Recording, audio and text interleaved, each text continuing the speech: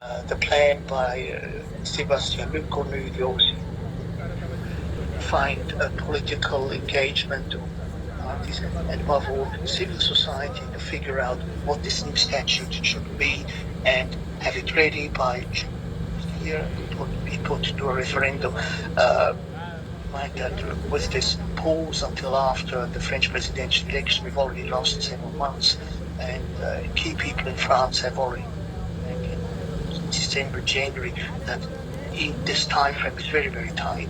Now, a suggestion has now come out of this Congress by the Palika parties that they should just leave this entire process aside and go back to a proper independence referendum, back to what was back in December, that is, have a fourth referendum where everybody takes part, where it's not going to be a boycott.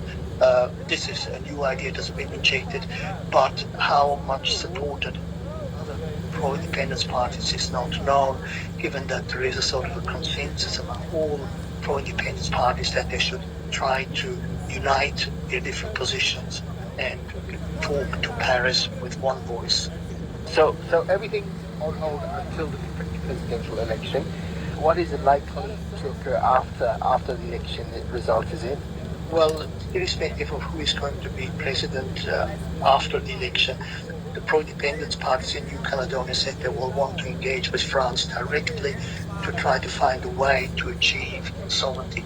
What that will entail is not clear. I mean, there's talk among the pro-independence parties that they would like to find this sort of arrangement where New Caledonia would be associated with France, that is not for independence.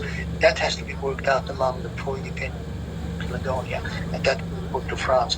Interesting here is that such an approach would basically exclude the anti-independence side in New Caledonia, which of course is significant in the referendum. They were a majority.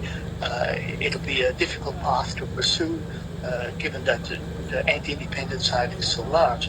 In this context, it's also interesting that the French government, which wants to have a vote next year on a new statute for New Caledonia, has to take into account the anti-independence side, which wants the electoral rolls to be changed. Now they're restricted to Kanaks and long-term residents, but there are about 40,000 French citizens who've been there for a long time, and they're not allowed to vote in this independence or referendum type votes. For this new statute, the anti-independence side wants France to make it possible through changes to the constitution arrangements that those people are now excluded can also vote. So there is a sort of a building conflict of how this post-referendum process in New Caledonia